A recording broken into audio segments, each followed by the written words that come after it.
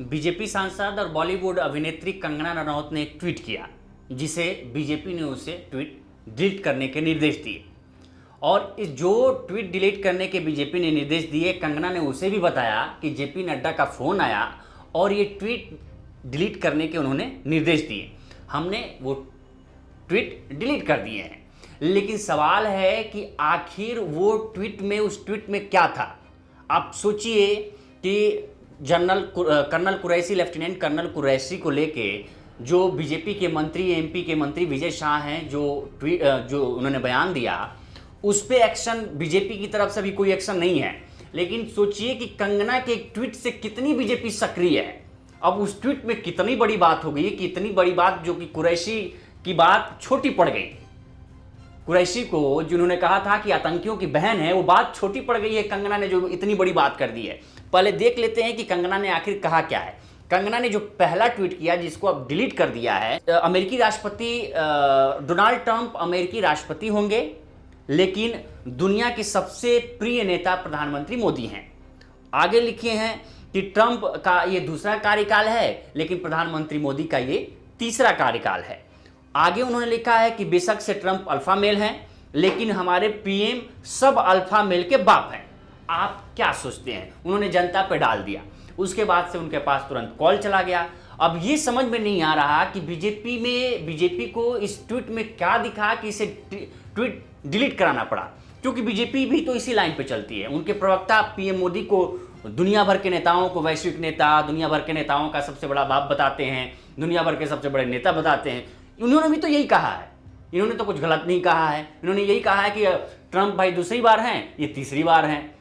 Trump America के राष्ट्रपति भले हैं, लेकिन सबसे लोकप्रिय प्रधानमंत्री मोदी हैं। बीजेपी भी तो यही कहती है, बीजेपी भी यही तो घूम के कहती है कि दुनिया में सबसे लोकप्रिय नेता कोई है तो प्रधानमंत्री मोदी है। तो आखिर इस ट्वीट को डिलीट कराने की जरूरत क्यों पड़ी?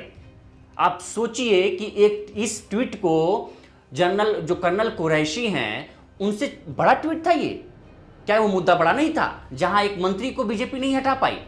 हाई कोर्ट को उसमें इंटरवीन करना पड़ा, सुप्रीम कोर्ट को इंटरवीन करना पड़ा, उसके बाद तो करना ही पड़ा, एफआईआर दर्ज करने के निर्देश दिए हाई कोर्ट ने। लेकिन उसके बाद आज जो सुनवाई हुई है, उसमें हाई कोर्ट ने साफ शब्दों में कहा, लफ्जों में कहा कि जो आपने धाराएं लगाई हैं मंत्री जी के खिलाफ, वो तो ऑटोमेटिक छूटने वाली धाराएं हैं। आप उन धाराओं को तो लगाया ही नहीं जो वास्तव में उनके ऊपर धाराएं बनती है। आप सोचिए कि आप क्या कर रहे हैं। बीजेपी जिस ट्वीट को लेके, कंगना रनौत के ट्वीट के लेके इतना एक्शन में है, इतने सक्रिय है, अगर ये सक्रियता कर्नल कुरैशी के मामले में, जिसको आतंकवादियों की बेटी बीजेपी के मंत्री ने बताया, अगर उसमें होती तो आप सोचिए। हाई कोर्ट को इंटरवीन करना पड़ा, इसमें सुप्रीम कोर्ट को इंटरवीन करना पड़ा, लेकिन बीजेपी सो ही रही। बीजेपी को दिखा कि नहीं, कंगना रनौत ने बहुत कोई बड़ा ट्वीट कर दिया, इसको जल्दी ट्वीट डिलीट करा। और ट्वीट डिलीट करने का निर्देश कौन देता है? बीजेपी के राष्ट्रीय अध्यक्ष जेपी नड्डा। और इसका भी खुलासा खुद कंगना रनौत ने ही किया है। कंगना रनौत ने लिखा कि राष्ट्रीय अध्यक्ष जेपी नड्डा ने फोन कर मुझे पोस्ट डिलीट करने के लिए कहा है। यह ट्वीट ट्रंप की ओर से एप्पल सीईओ टिम कुक को भारत में आईफोन की मैन्युफैक्चरिंग रोकने के संबंध में था। मैं अपने निजी विचारों को पोस्ट करने के लिए पछतावा है। निर्देशों के अनुसार मैंने इसे तुरंत इंस्टाग्राम से भी डिलीट कर दिया है, धन्यवाद। ये बताया भी कि ये ट्वीट डिलीट करने के लिए कौन कहा? जेपी नड्डा। आप सोचिए कि जेपी नड्डा अगर मंत्री विजय शाह को ये कहे होते तो आज पूरा देश साथ खड़ा होता। लेकिन सोचिए कि बीजेपी के लिए जनरल कुरैशी की बेइज्जती, देश की बेइज्जती से ऊपर कंगना रनौत का ट्वीट है, जिसमें कंगना रनौत ने कुछ अलग नहीं कहा है। कंगना रनौत तो उसी लाइन पे है जो बीजेपी के प्रवक्ता करते हैं, दिखाते हैं, शो करते हैं।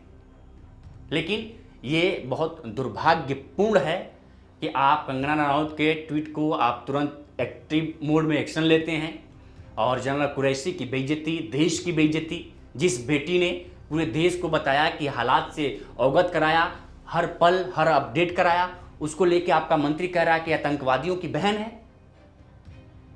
आप देश को क्या संदेश दे रहे हैं?